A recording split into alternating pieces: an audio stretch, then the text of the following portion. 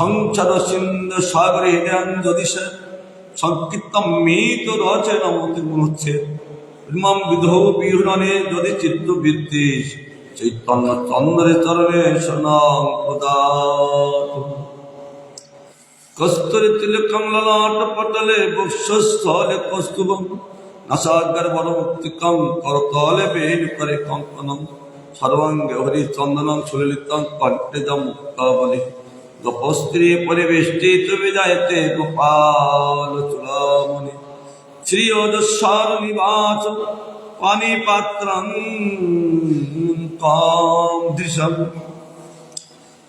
বাহুলোক পালনাং সারুঙ্গরাং পদাম্বুজম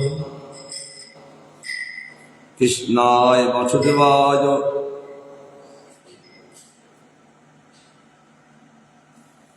কৃষ্ণায় বাসুদেবায় দেবকী নন্দনায় চ নন্দগোপ কুমারায় গোবিন্দায় নমো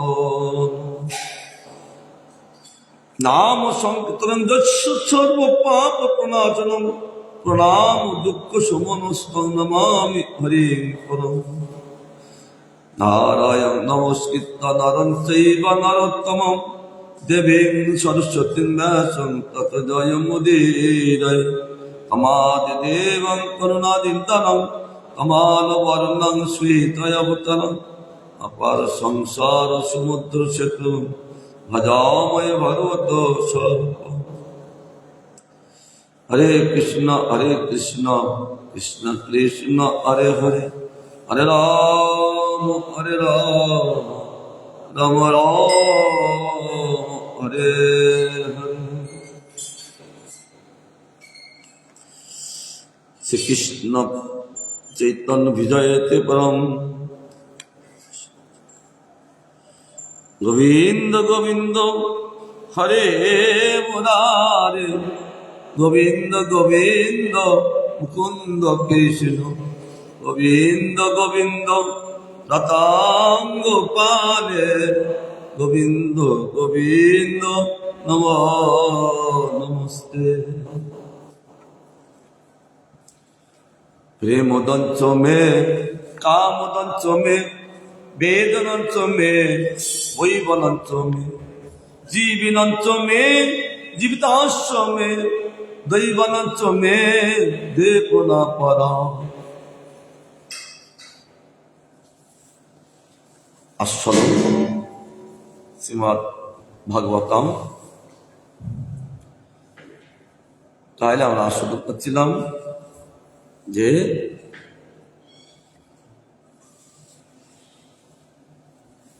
কার কি বৃত্তি, বৃত্তি শব্দ কার্য।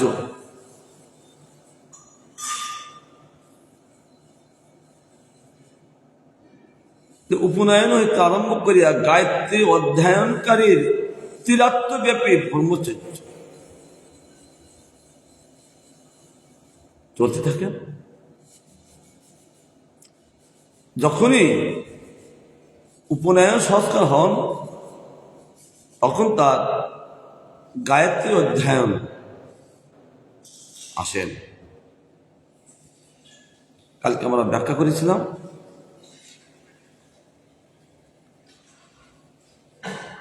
বৈখানস্য বালখিলোর অম্বরা ফিলপাবনে নেচে কুচিচন পূর্বং বহুধ হংস নিষ্ক্রিয়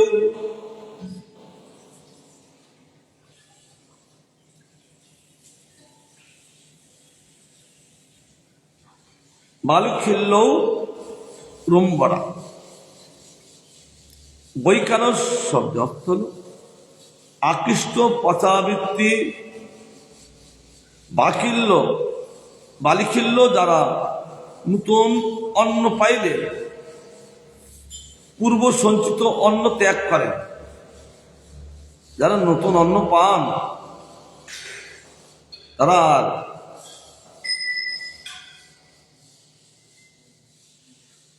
পূর্বে অন্ন তারা ত্যাগ করেন।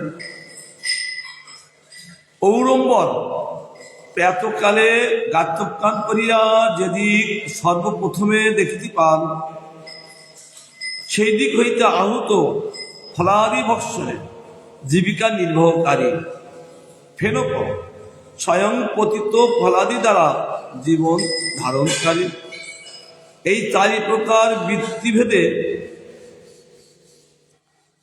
বানপ্রস্থ ধর্মাবলম্বী এবং কুটিচক সে আশ্রম কর্মপ্রধান, বহুদা কর্মের অপ্রাধান্য, বিবিচক অর্থাৎ জ্ঞান প্রধান, হংস জ্ঞানাভ্যাস নিষ্ঠ এবং নিষ্ক্রিয়, প্রাপ্ত তত্ত্ব অর্থাৎ পরমাংশ,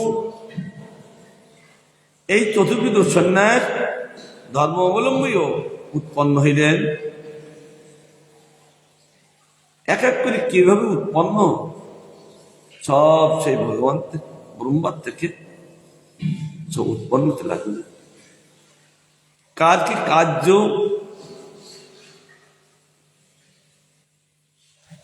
চারটি, যারা ত্যাগী, কেউ কুটিচক কুটির বিধি তারা বসবাস করে,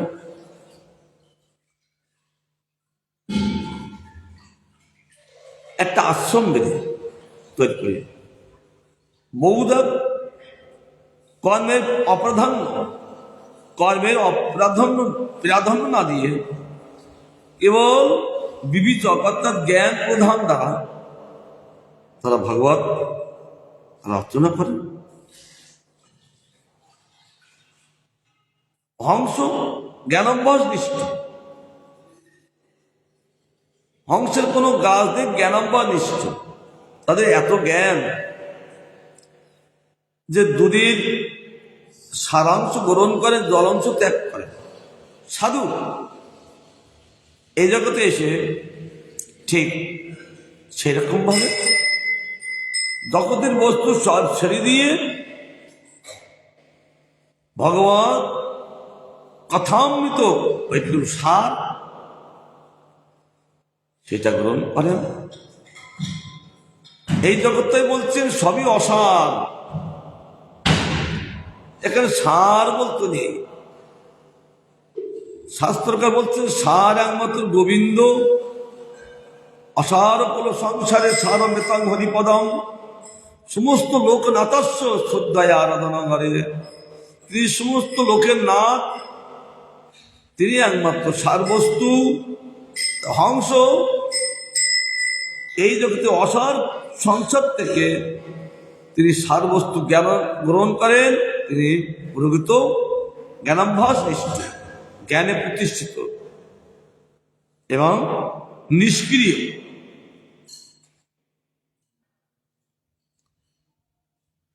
তিনি জগতের কার্যের জন্য তিনি বেশি চিন্তা করেন না, যত ইচ্ছা লাভে চলতে থাকে।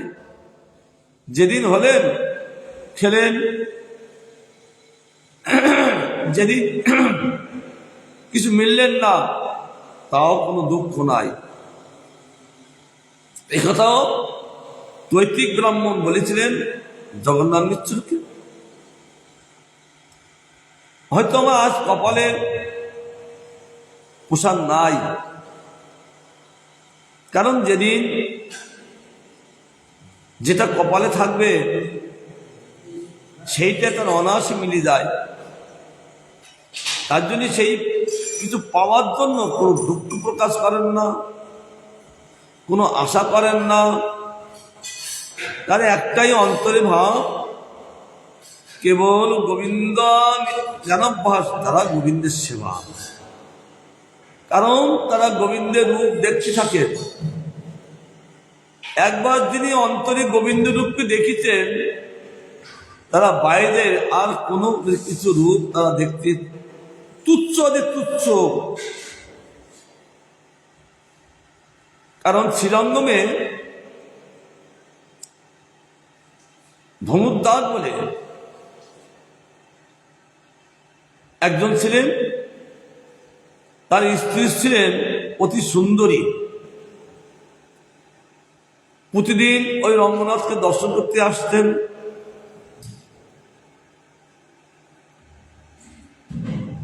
স্ত্রীর মাথায় ছত্র ধরে রামানুজ আচার্য তিনি ভজন করেন। বলছি কি ব্যাপার, স্ত্রী স্বামীর মাথায় ছত্র ধারণ করে আছেন, আরে উল্টো যে স্বামী স্ত্রীর মাথায় ছত্র ধারণ করে আসছে, এটা উল্টো। এই তো বললেন কি ব্যাপার বল, এরকম বিপরীত কেন? তুমি কি প্রিয়? রামানুজাচার্য জিজ্ঞাসা করলেন তুমি কি প্রিয়? তিনি বললেন আমি সৌন্দর্য প্রিয়। ওহো, আচ্ছা তোমাকে যদি স্ত্রীর বেশি সৌন্দর্য আমি দেখাই, তুমি এই সৌন্দর্য ছেড়ে দিয়ে বলে হ্যাঁ, স্ত্রীর বেশি যদি সৌন্দর্য আমি দেখালাম নি, তাহলে আমি এই সৌন্দর্য ছেড়ে দেব? রামানুজাচার্য সে ধনুর্দাসের একটু গায়ে স্পর্শ করলেন, তার চিত্তটা স্বচ্ছত হয়ে গেলেন, দিব্যজ্ঞানের উদয় হলেন। এইবার বলছে দেখো তো কে সবসময় সৌন্দর্য, তোমার স্ত্রী না রঙ্গনা অর্থাৎ ভগবান? তাকাচ্ছেন একবার এরকম একবার এরকম, কোথায় স্ত্রীর সৌন্দর্য? ওই স্ত্রীর সেই কোটি কোটি গুণের সৌন্দর্য এই রঙ্গনাথ সঙ্গে সঙ্গে স্ত্রীর সৌন্দর্যকে ত্যাগ করে তিনি গোবিন্দের সৌন্দর্যামৃত মাধুরী কেবল পান করতে লাগলেন। তাদের আর অন্য কোনো পান না, কেবল সৌন্দর্যামৃত পান করতে লাগলেন।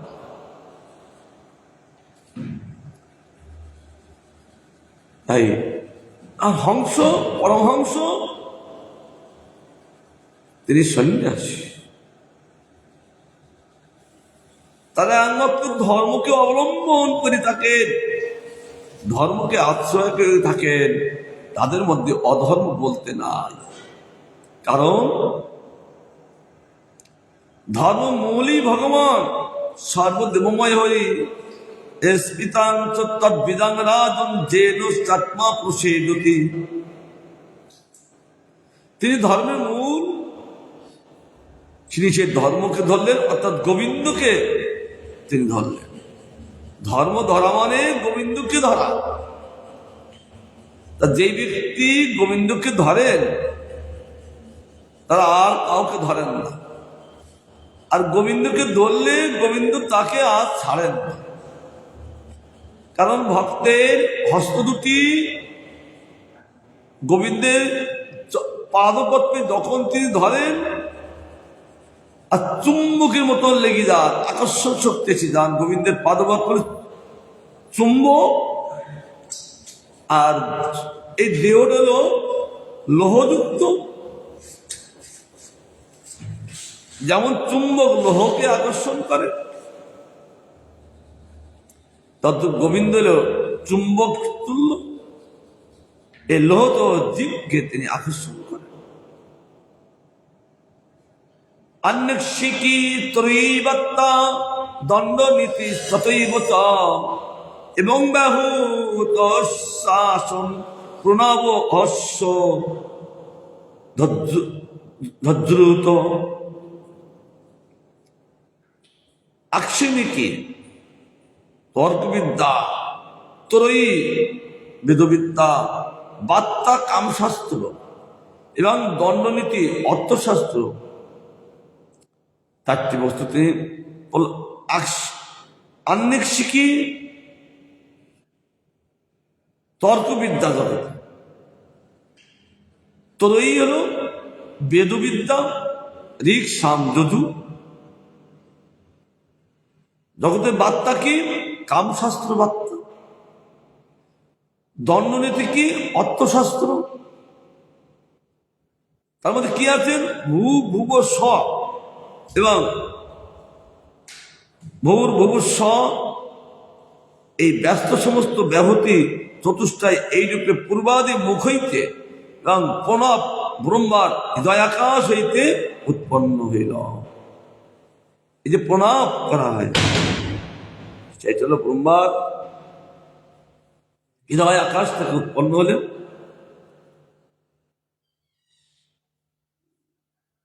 তিনি হলো আমাদের যে ব্রহ্ম গায়ত্রী মন্ত্রে ব্যাখ্যা আছেন, ভূ ভব স্ব, ভূর ভুবু স্ব, এটা যজ্ঞ বলেন ব্যাস সমস্ত ব্যাহতি এগুলো প্রকাশ। তারপর পূর্বাদি মুখ হইতে প্রণব ব্রহ্মার হৃদয় আকাশ হইতে উৎপন্ন হইল। আর কি বলছে, তস্যি গাছিন গায়ত্রী তথ বিভু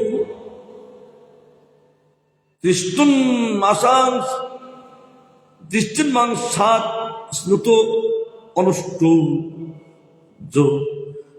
গতস্তু প্রজাপতি মজ্জায়া পঙ্ক্তিরুৎপন্না বৃহতি প্রাণত অভব। সেই বিভু ব্রহ্মা রোমরাজি হইতে, তিনি ভূমা পুরুষ, সে ব্রহ্মা রোমরাজি হইতে পুষ্টিক ত্বক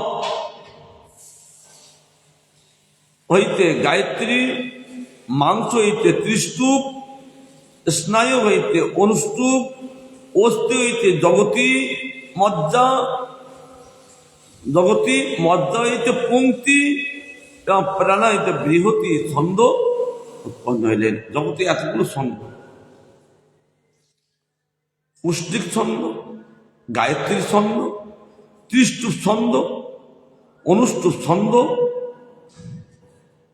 আর অস্থি হইতে জগতী মধ্যে পঙ্ক্তি ছন্দ, আর প্রাণ হইতে বৃহতি ছন্দ উৎপন্ন হইলেন। কারণ জগতের ছন্দ না তাহলে শ্লোকগুলো কোথার থেকে আসবে? সব যখন বেদশাস্ত্র প্রকাশ হচ্ছেন, কামশাস্ত্র প্রকাশ হচ্ছেন, অর্থশাস্ত্র প্রকাশ হচ্ছেন, তরিবিদ্যা প্রকাশ এবং ব্রহ্মগায়ত্রী সব প্রকাশ হলেন, সেটা কি করে বলতে হবে? সেটা ছন্দের সঙ্গে সেটা প্রকাশিত করে আছে। আর কি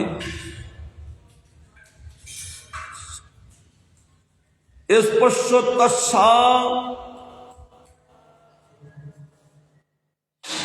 ভবজ্জীব সরদেহ উদাহিত উষ্মান ইন্দ্রিয়ান আহু দন্তস্থা বলমাত্মন সারা সপ্ত বিহারেণ ভবন্তি স্ম প্রজাপতি।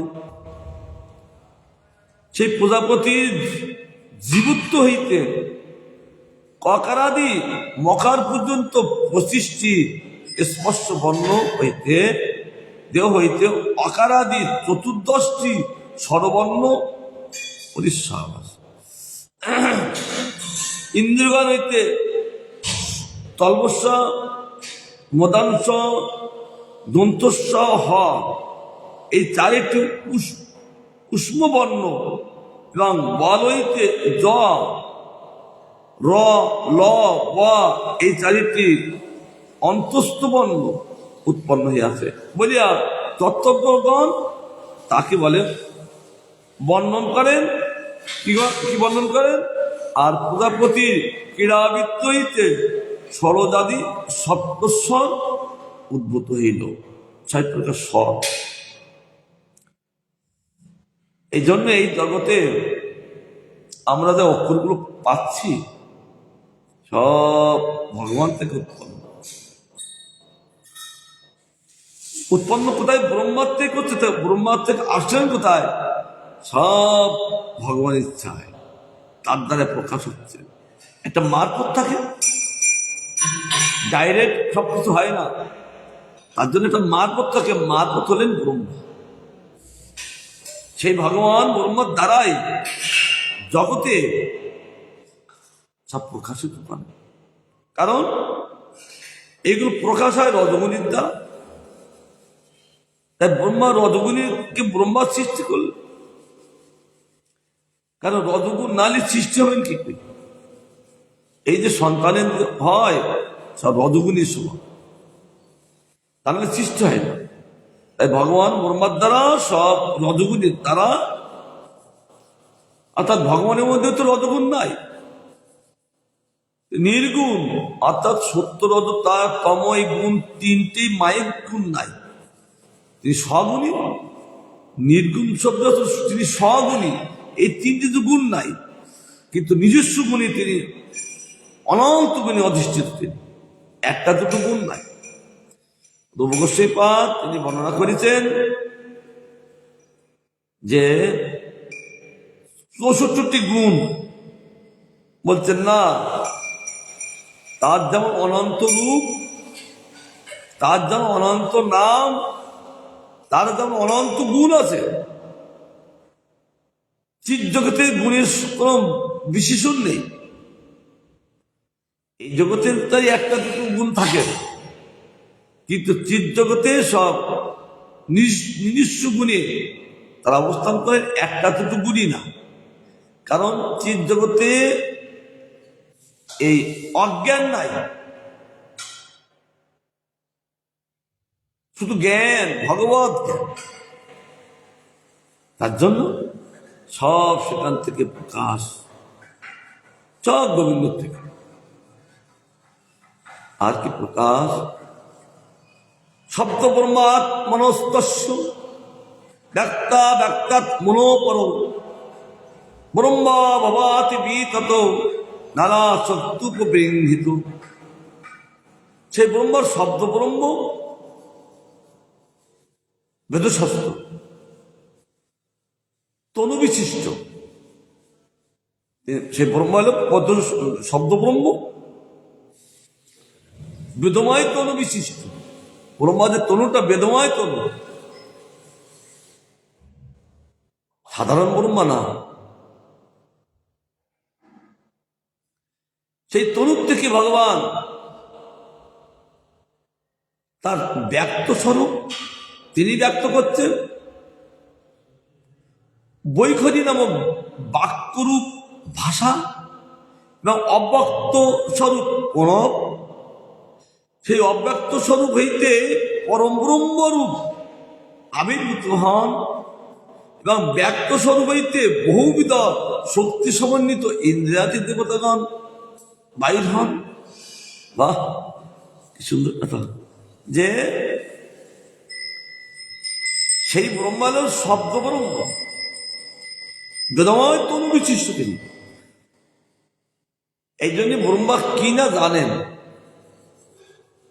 তার বেদময় তনু। এই জন্য তার কোনো জানতে কোনো অসুবিধা নেই, তিনি যে জানেন দেখেন। যিনি বেদময় না, তিনি জানেন না, দেখতে পারেন না। এই জন্য গোলক বৃন্দাবনটা কেমন ব্রহ্মা বললেন, সাক্ষাৎ দেখছেন আর লিখছেন। আলো চন্দ্রক রসদ বনবল্ল বংশী রত্নাঙ্গ দম প্রণ কেলি কলা বিলাসম ক্ষমং ত্রিভঙ্গ ললিতং নিয়ত প্রকাশম গোবিন্দমাদি প্রশঙ্ক মহাং ভুজম। ভগবান নিত্যকাল শ্যামং ত্রিভঙ্গ ললিত, সবসময় ত্রিভঙ্গ। কেন ত্রিভঙ্গ থাকেন? ব্রহ্মা সাক্ষাৎ দেখছেন, ভগবান যেন বলছেন ব্রহ্ম আমি এই ত্রিভঙ্গ কেন থাকি বলতো? ব্রহ্মা বলছেন ভগবান আপনি এই তিনটি ভঙ্গের দ্বারা তিন প্রকার ভক্তকে আপনি সুখী করাচ্ছেন। যারা একমাত্র ঐশ্বর্য প্রিয়, তাদের চরণ দ্বারা তাদের ঐশ্বর্য অমৃত পান করাচ্ছেন। যারা কেবল মাধুর্য অমৃত, সৌন্দর্যামৃত কটিভঙ্গের দ্বারা এই সৌন্দর্য অমৃত তাদেরকে পান করা। আর কেবল যারা মাধুর্যামৃত তাদের এই বঞ্চিতা মুখী নিয়ে মাধুর্য অমৃত তাদেরকে পান করা। ওই বংশীর থেকে ওই অমৃত বেরোচ্ছেন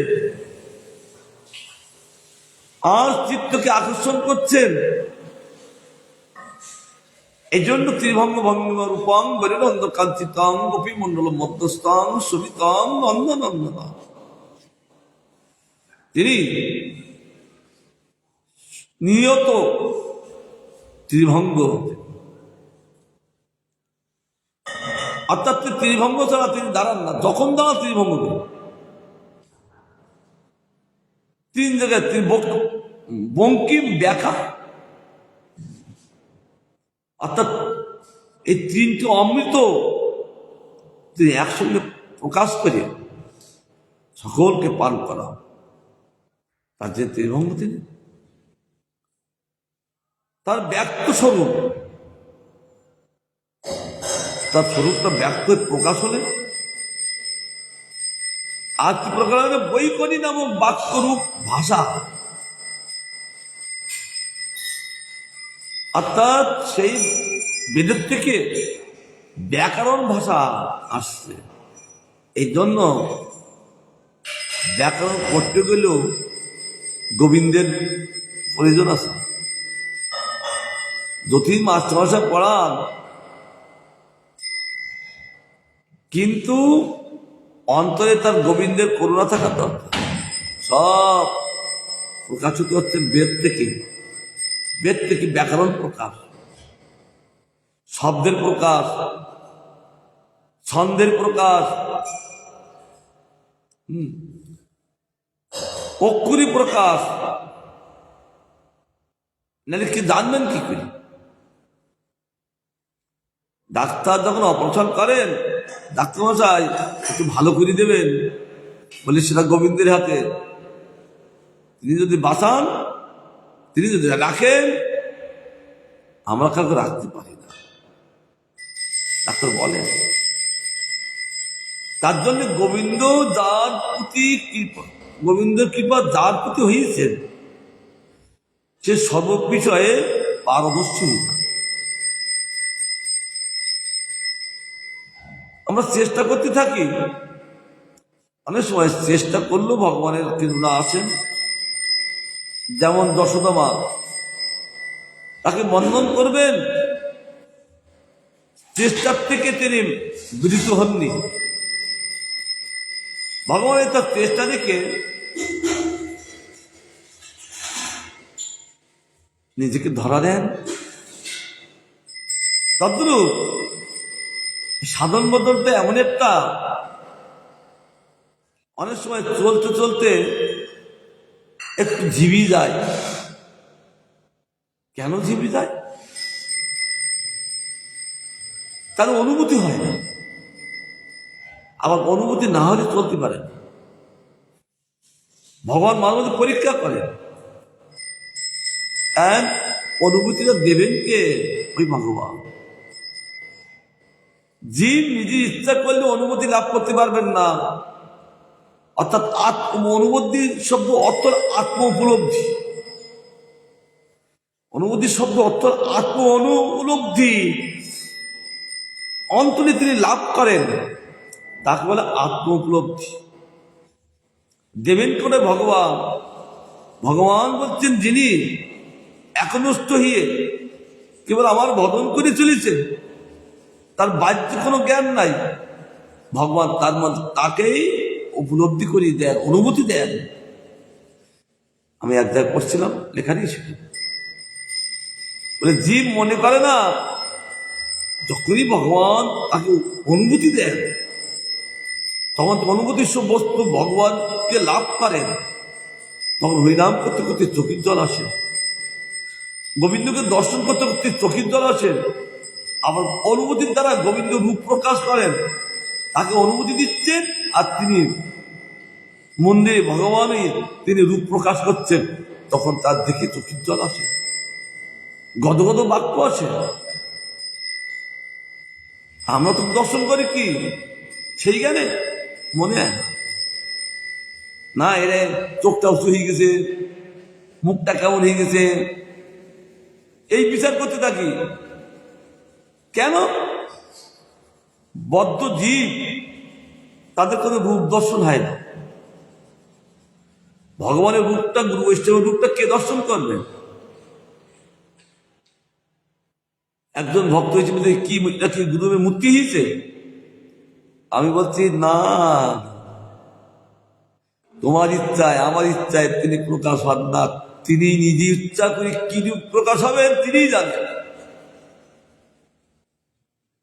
কারণ গুরু বৈষ্ণব কখন কিভাবে কি রূপই প্রকাশ হবে, আমরা অন্তরে অনেক চেষ্টা করতে পারি, কিন্তু আমাদের ইচ্ছায় তারা প্রকাশ হয় না। একটা ঘটনা, জনৈক রাজা, তিনি মৃগয়া করতে যাচ্ছেন। তাকে পরীক্ষা করার জন্য অগস্ত্য ঋষি তিনি বিরুদ্ধ হয়ে ওই রাস্তার মাঝখানে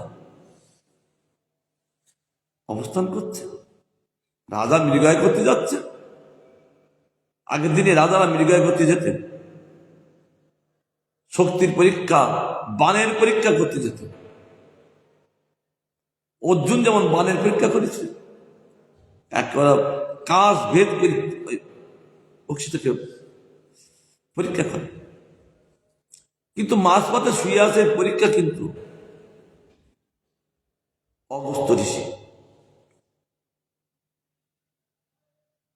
না আমি বৃদ্ধ হয়ে গেছি, আমার শরীরটা ভালো না, আমি চলতে পারছি না। তখন রাজা তো একটা তেজ আছে, আমি সকলে রাজা, কিন্তু এক নম্বর একটা খাজা, সে বুঝতে পারে না।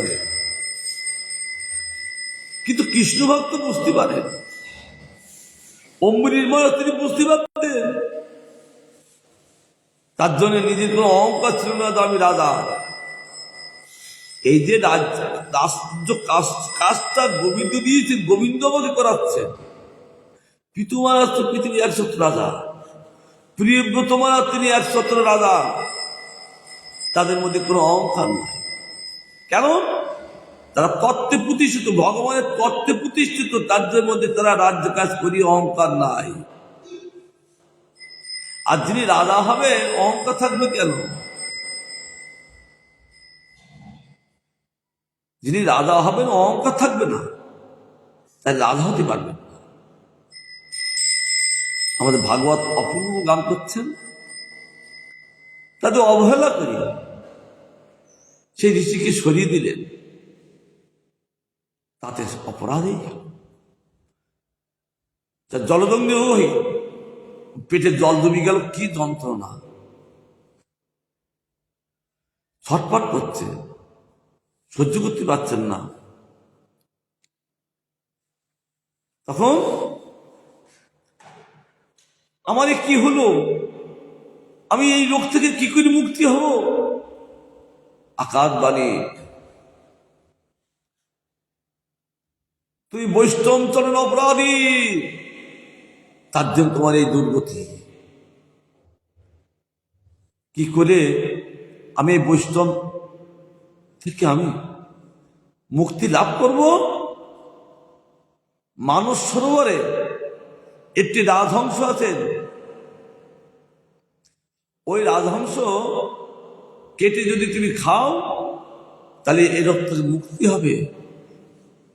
আকাশবাণী হলেন, তিনি মানস সরোবরে গেলেন, দেখতে আকাশবাণী তিনি যা শুনলেন, দেখতে একটা রাজহংস তিনি বিচারণ করছেন। রাজহংসটা ধরিয়ে তার মাংস খাবেন, ধরতে গেলেন। তখন রাজহংস বলছেন, মহারাজ আমি বৈষ্ণব অপরাধী, আমার মাংস খেলে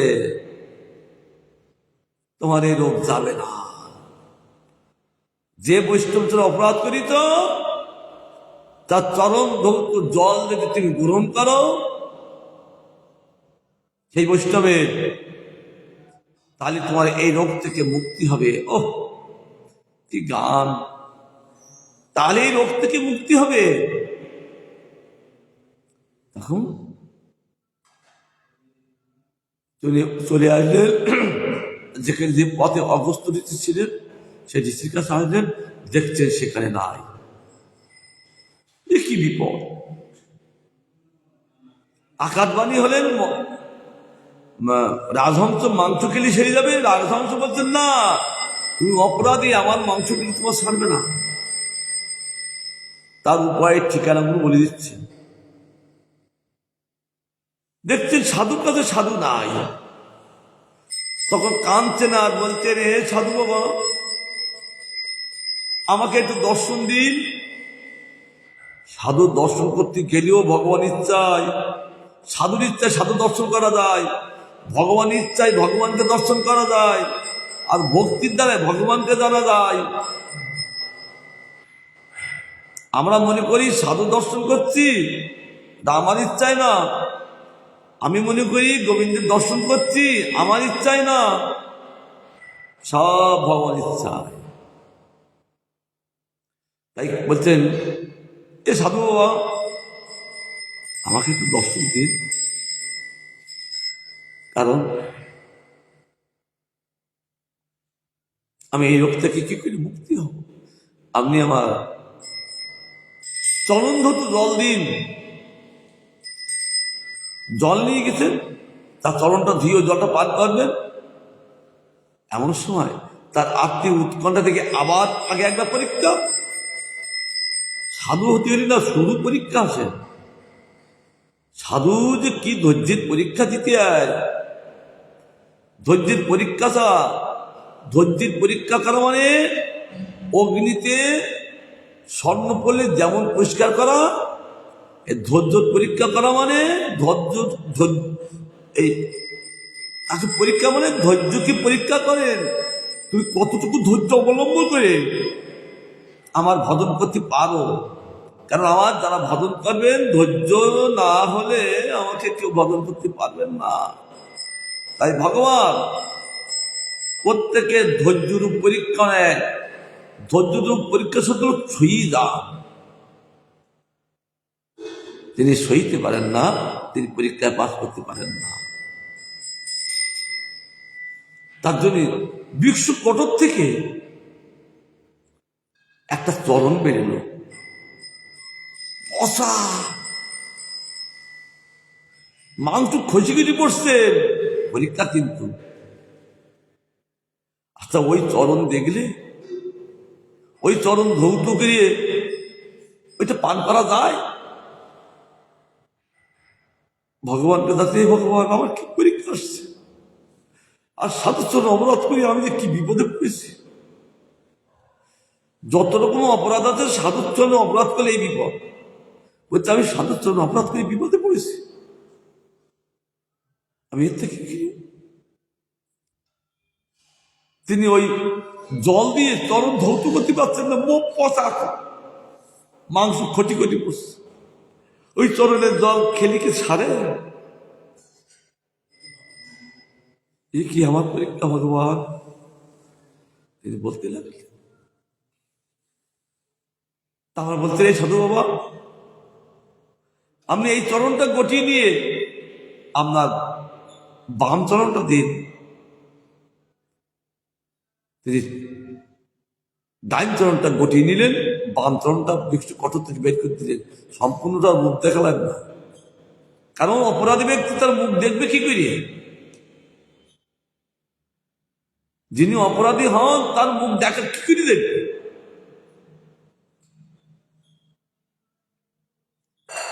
এবার সেই বাম চরণটা তখন দিলে, আর তার চেয়ে বেশি ওই পচা গলা, আরো খারাপ। এ কি পরীক্ষা! আর তিনি যখন ওই সাধুকার যাচ্ছিলেন, আর ওই তার স্ত্রীগুলো বলেছিলেন সাধুর চরণ ধৌত জল নিয়ে আসবে, কিন্তু সেই চরণটা তো চরণ নেই, দুটো চরণ। কোন রকম তিনি ধৌত করে মুখে দিতে পারলেন না, মস্তকে দিলে। আর ওই চনামিত নিয়ে আসলেন তার স্ত্রীদের জন্য। সাধু চনামিত বলে আনন্দ শোকে তারা পান করলেন। আবার আকাশবাণী কি বৈষ্ণবের চরণামৃতে এরকম মত্তবুদ্ধি, সেটা তুমি মুখে দিতে পারলে না, তার জন্য তোমার মুখে থাকবে বিষ, আর মস্তকে তুমি নিয়েছো, মস্তকে থাকবে তোমার ভগবানের চরণ লাভ করতে পারবা। আর এই নারীগুলো যারা গ্রহণ করেছেন তাদের মুখে থাকবে অমৃত। সেই রাজা হলেন, জনৈক রাজা হলেন ওই কালীয়, তার মুখে বিষ, আকাশবাণী যা বললেন, আর তার মস্তকে ভগবানের চরণ লাভ করলেন। কেন সাধু সাধুর চরণামৃত পান করলে কাকে লাভ করা যায়? গোবিন্দকে লাভ করা যায়। সাধুর চরণামৃত এত প্রভাব। আবার ভগবানের চরণামৃত কি কাজ করেন? আমাদের অস্ত্রপতিতে দেখা দিয়েছেন, চৈতন্য মাঠের অস্ত্রপতিতে পরম গুরুদেব তুলে ধরেছেন। ওই চরণামৃত হাতে নিয়ে শ্লোক বলতে হয়, অকাল মৃত্যু হরণাং সর্ববেদী বিনাশনাং শ্রীকৃষ্ণ পাদদকাম পিত্ত শিরুষ ধরায় মা, এই বলে পান করতে হয়। যাদের হঠাৎ মৃত্যুকে নষ্ট করে দেয় ওই চরণামৃত, গোবিন্দের চরণামৃত এত প্রভাব। সর্বব্যাধি বিনাশনাম, হঠাৎ মৃত্যুকে নষ্ট করে দিল, সমস্ত ব্যাধি নষ্ট করে দিল চরণামৃত। আর ভগবান আলাদা কেউ না, তার নাম জানো, আর গোবিন্দ এক, আর ভগবানের চরণামৃত আর ভগবান আলাদা কিছু না। ভগবানের যেটা ভোগী আছেন, ভগবান আর ভগবানের প্রসাদ আলাদা কিছু নয়। ভগবানকে দর্শন করলে যে ভক্তি হয়, ভগবানের প্রসাদ দর্শন করলে সেই ভক্তি হয়। তবে আমাদের সেই ভক্তি হচ্ছেন না কেন? সেই প্রসাদ জ্ঞানে আমাদের নাই। প্রসাদ জ্ঞান যখনই হবে,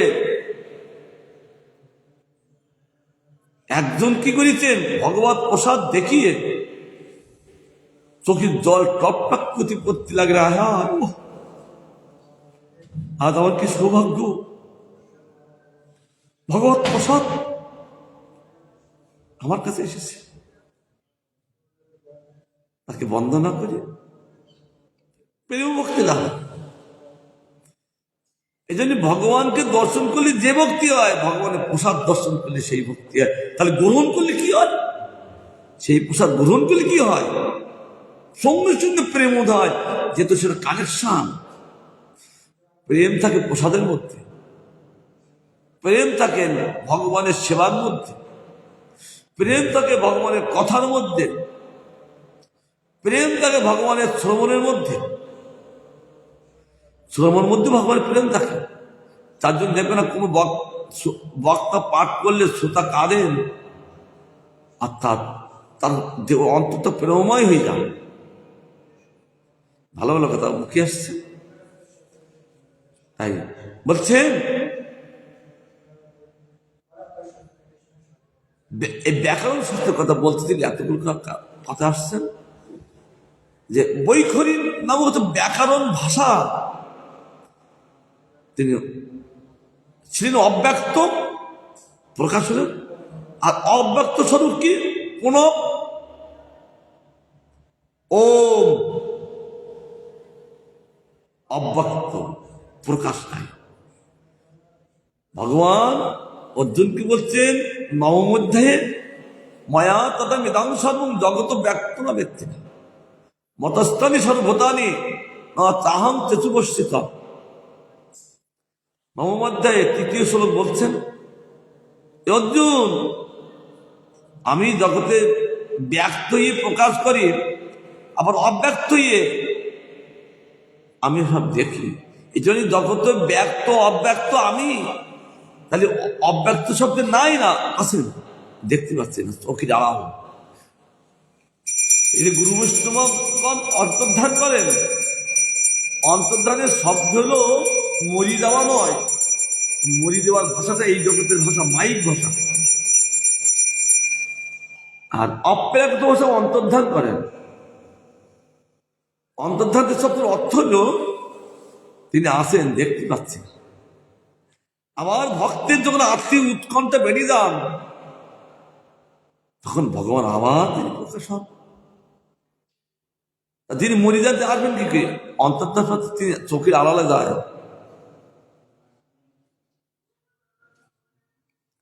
যশোদা মা গোপালকে না দেখে থাকতে পারেন না। গোপাল এমন করছেন, যশোদা মা তাকে ধরতে যাচ্ছে, কি ধরবেন কি? আর তিনি ফট করে তার লুকিয়ে পিছনে দাঁড়িয়ে আছেন। যশোদার মা পিছনে দাঁড়িয়ে আছে, আর খুঁজে পায়, কারণ তাকে খুঁজে পাবেন কে? সেই ভগবান যদি ধরা দেয় তবে তাকে দেখা যায়, ধরা যায়। তিনি বাল্যভাবে মাকে পরীক্ষা করতে লাগলেন। অন্তর্ধান অন্তর্ধান করুন। কত সৌভাগ্য ফলে এই পেলাম। হা গোপাল, হা গোপাল বলতে কাঁদতে লাগলেন। সঙ্গে সঙ্গে আবার তার সামনে এই হলো অন্তর্ধানের ভাষা।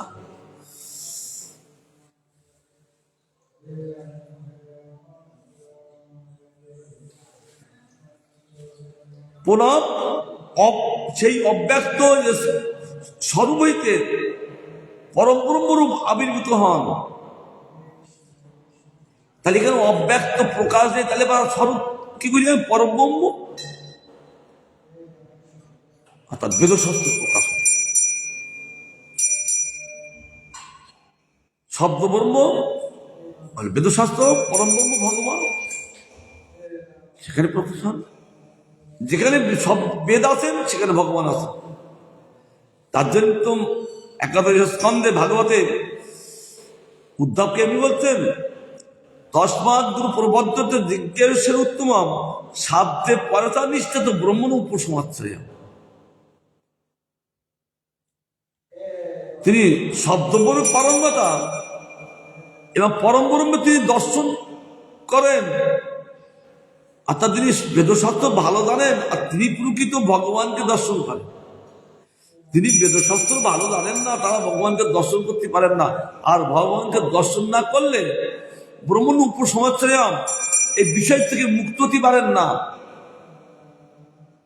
এই বিষয় থেকে এরকম তিনি শব্দ ব্রহ্মের, পরম ব্রহ্মের পারঙ্গতা, তিনি একমাত্র এই বিষয় থেকে মুক্ত।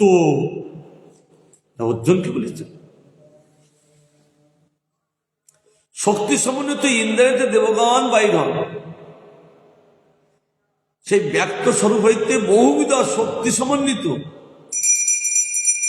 ইন্দ্রিয়তে দেবগণ বাইর হন। এই জন্য ওই দেবতাগণ ভগবানের অঙ্গ। এই জন্য বুদ্ধিমান ব্যক্তি তিনি অঙ্গের পূজা করেন না, অঙ্গীর পূজা করেন, গোবিন্দকে পূজা করেন। গোবিন্দকে পূজা করলে গোবিন্দ বলেছে অর্জুনকে গীতায় নবম অধ্যায়ে, বলছেন অর্জুন এই তুমি যে এই জগতের লোক যে পূজা করছে তুমি দেখছো, এরা দেবতাকে পূজা করেন, বাহ্য তো আমাকে পূজা করে। তবে না না, এটা বিধান না।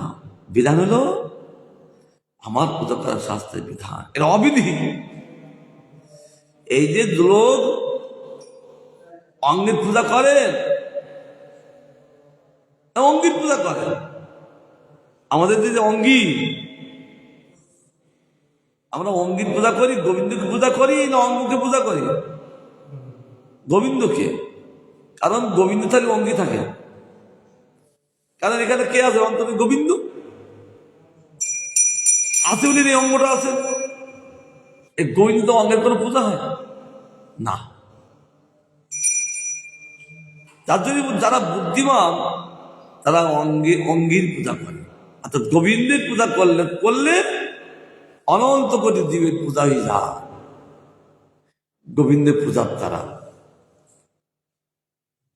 যেমন গাছের গোড়ায় জল দিলি শাখা প্রশাখা কাণ্ড সমস্ত বড় বড় বৃক্ষ সকলে সুস্থ থাকে। যদি উপরে পাতায় পাতায় জল দেয় গাছ বাঁচবে? কখনো বাঁচবে না, সতেজ থাকবে। তার জন্য বলছে সব ইন্দ্র দেবগণ তারা বাইর হন। তারপর বলছেন তত অপরাম উপাদায় সস্বর্গায় মনোদদে। তদনন্তর তারপর সে ব্রহ্মা পূর্বে যে শরীর পরিগ্রহ করিয়াছিলেন, শরীরটা কি নিজের কন্যার প্রতি ধাবিত হয়েছিলেন। মরিচাদি তারা স্তুতি করলেন, কিন্তু এ কি আপনি সৃষ্টি করেন তার প্রতি ধাবিত হচ্ছেন কেন? এটা বহু অন্যায়। যে নারী, যে কন্যাকে তিনি জন্ম দেন, পিতা সেই কন্যার প্রতি ধাবিত মহান নাই, ভাগবত গান করছে। এটা তো উচিত নয়। তাই বলে এই পুত্রগণ বাবাকে ত্যাগ করেছেন না, বাবাকে সান্ত্বনা করলেন, বাবাকে স্তুতি করলেন, দিব্যজ্ঞানে উদয় দিনের পুত্র। এই জন্য বলছেন পুত্র বাবাকে জ্ঞান দিতে পারে। বাবা যেমন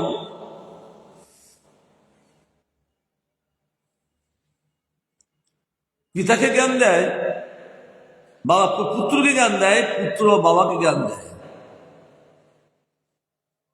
বালক পর্যন্ত জ্ঞানে সমাসীন, সেটা সদবের দ্বারা দেখালেন ভগবান। ছোট বালক তিনি সেটা দেখালেন। তাই বলছেন তখন তিনি লজ্জিত হয়ে গেলেন, তখন সেই শরীরটা তিনি ছেড়ে দিলেন।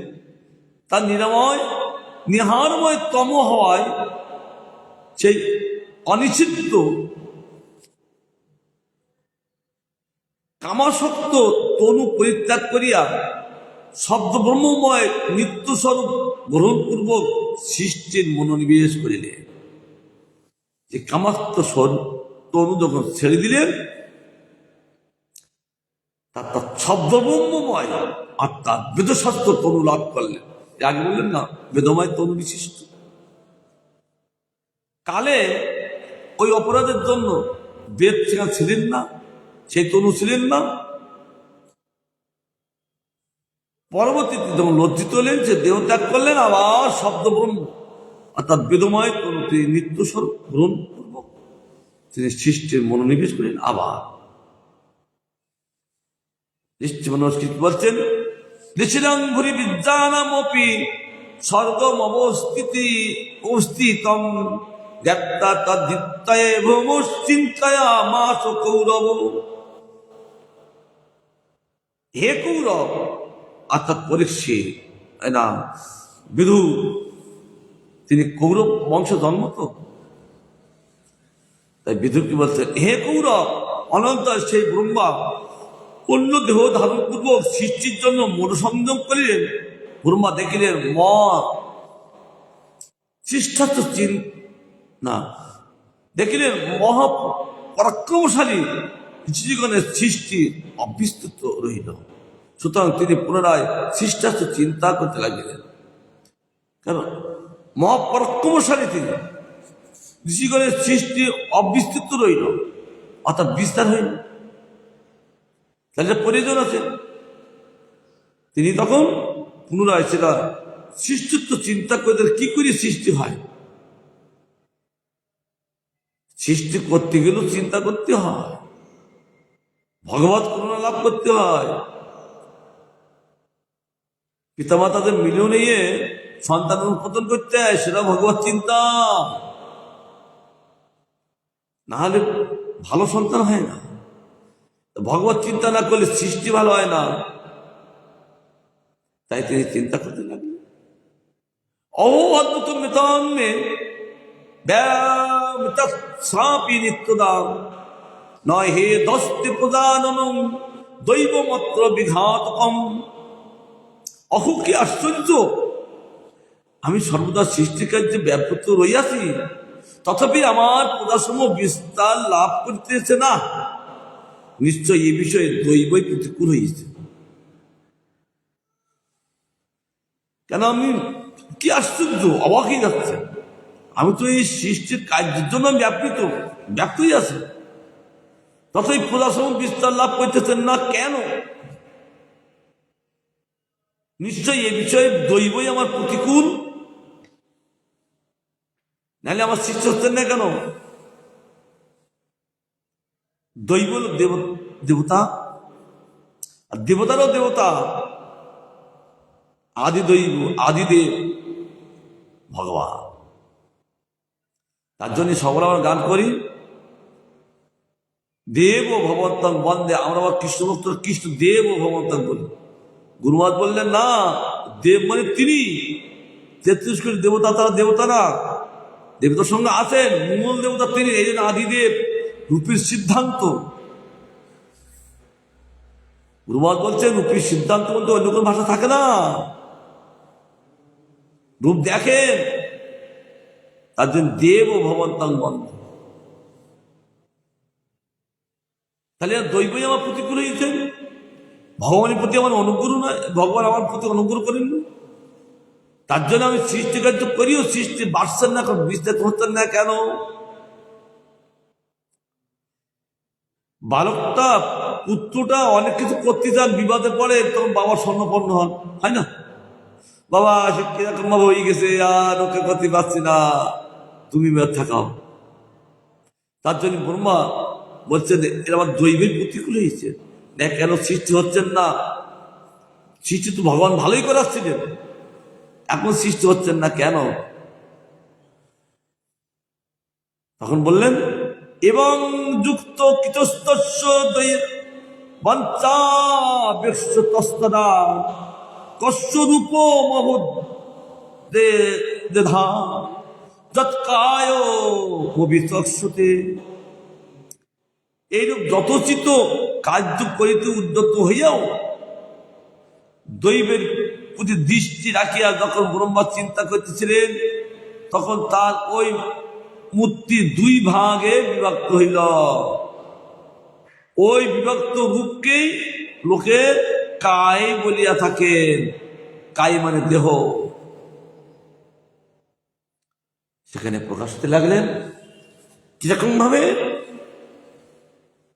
ভগবানের দেহটা, এই ব্রহ্মার দেহটা 2 ভাগ হয়ে গেলেন।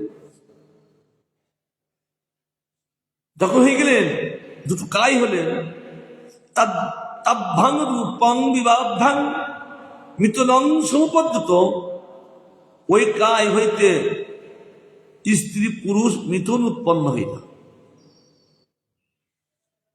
তখন তিনি চিন্তা করতে লাগলেন, সঙ্গে সঙ্গে ভগবত ইচ্ছায় তার দেহটা 2 ভাগ হয়ে গেলেন।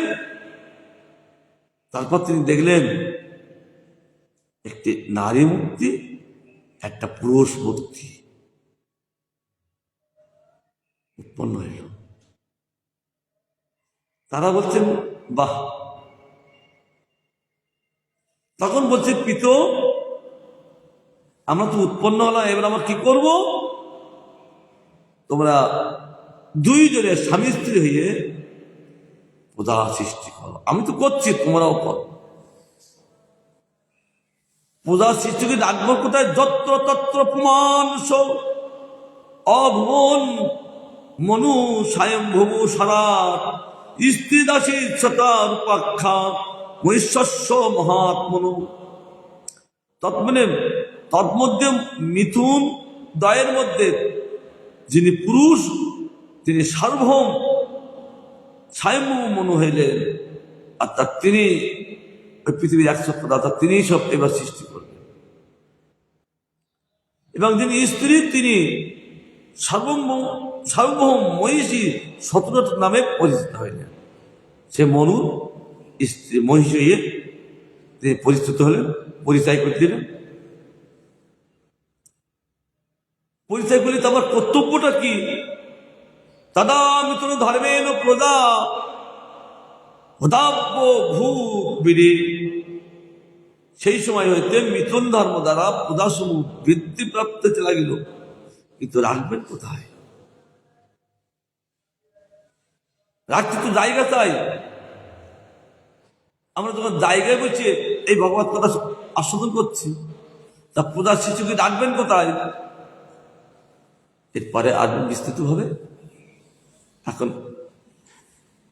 সচাপি শতুর্পায়াং পঞ্চপত্তান্ন জি জন প্রিয়প্রতান পাদ তিচ্ছর কন্যা ভারত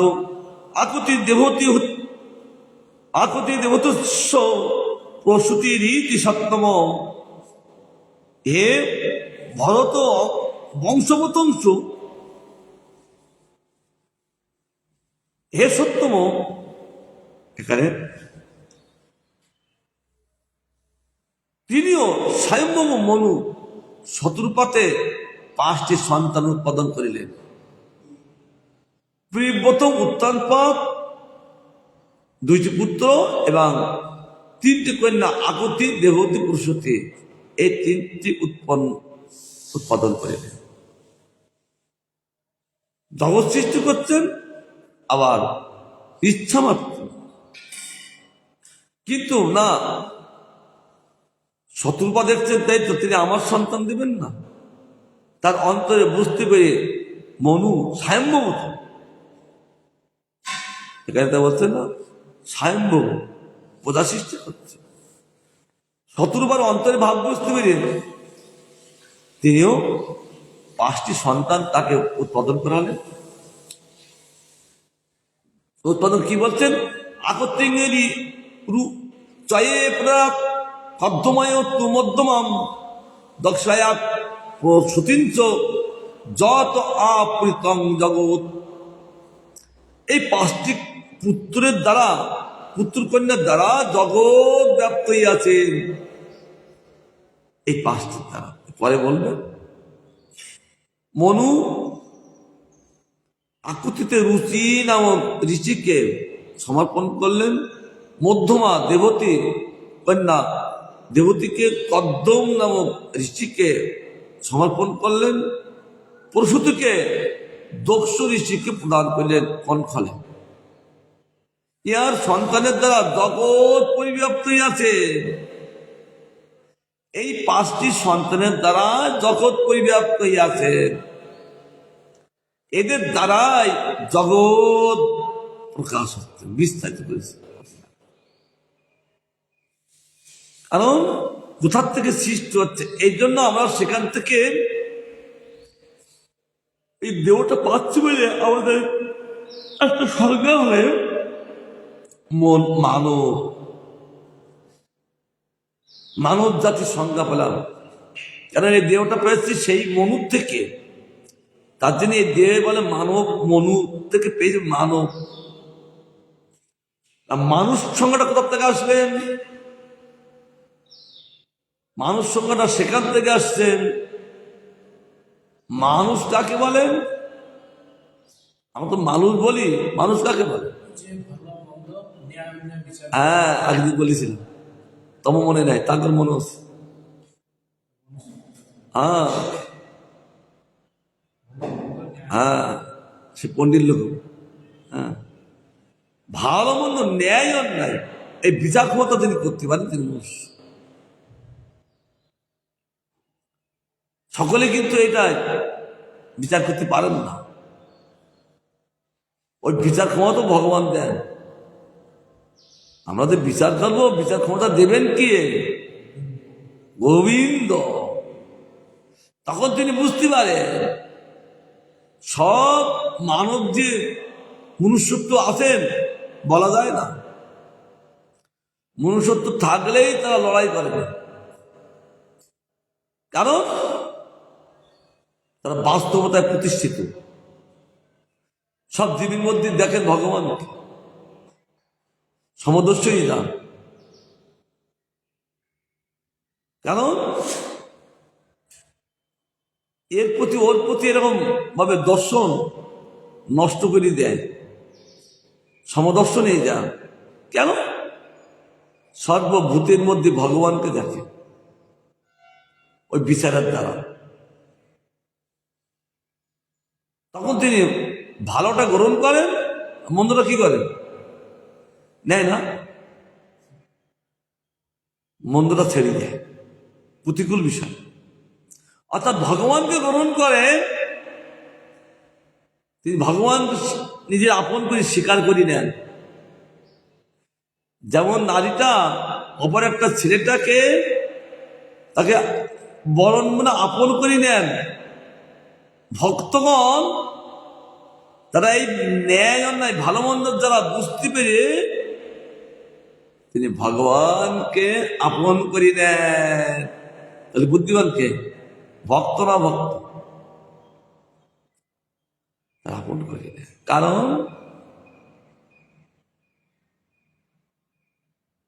দুইজনের পরীক্ষা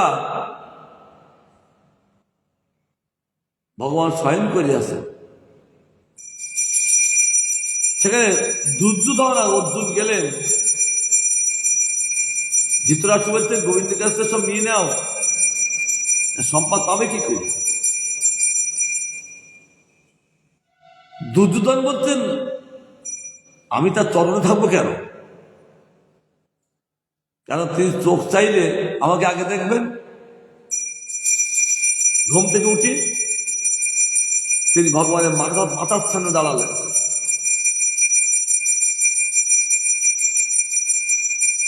আর অর্জুন ভগবানের চরণ তলে দাঁড়িয়ে আছে, বসে আছে। ভগবান ঘুম থেকে উঠলে আগে কাকে দেখেন? আগে মাথার থেকে এটা করে না চরণ দিক তাকায়? চরণ দিক তাকায়। চরণ থেকে অর্জুন ভগবানকে লাভ করলেন, আর ভগবানের সম্পদকে এই যুদ্ধধন লাভ করলেন, তার জন্য যোদ্ধা পেলেন।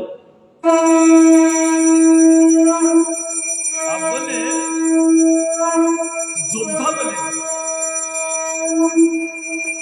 আর অর্জুন ভগবানকে পেলেন। তাই এর যোদ্ধা নিয়ে কি বেশি আছে? নিজেও মরে গেছে। আর অর্জুন ভগবানকে নিয়ে জগতে এখন অবস্থান করছে, পঞ্চবর্ণম এখন অবস্থান করছে। তাহলে ন্যায় অন্যায় ভালো মন্দ বুঝে যখন খারাপটা ছেড়ে দিন ভালোটা নেয়, ভালো বস্তু একমাত্র কে? গোবিন্দ। যাই হোক, ভালো বস্তু একমাত্র গোবিন্দ। হ্যাঁ, তাকে লাভ করলে জীব মঙ্গলে প্রতিষ্ঠিত হয়ে যায়, আর তার অর্থ সম্পদকে লাভ করলে বাস ওই দুর্যোধনের মতো হয়ে যাবে। এই জন্য এই করে ইতি শ্রীমদ্ ভাগবতের মহাপুরাণে ব্রহ্মসূত্র ভাষ্যে পরামর্শ শুনিতাম বৈয়াসিকাং তৃতীয় স্কন্ধে বিদুরপুত্র সংবাদে সৃষ্টি বন্যাং নাম দ্বাদশোধ্যায়। এইবার চলতে থাকবেন, এইবার নাটক আরম্ভ হয়ে যাবে। এই 5টি সন্তানের প্রকাশ হলেন, এইবার নাটক টুটু করে আরম্ভ হয়ে যাবে। আমরা কাল থেকে আবার আশ্চর্য তিনি প্রসন্ন হন। কৃষ্ণায় বাসুদেবায় হরয়ে পরমাত্মনে পুনঃ ক্লেশ নাশায় গোবিন্দায় নমো নমঃ।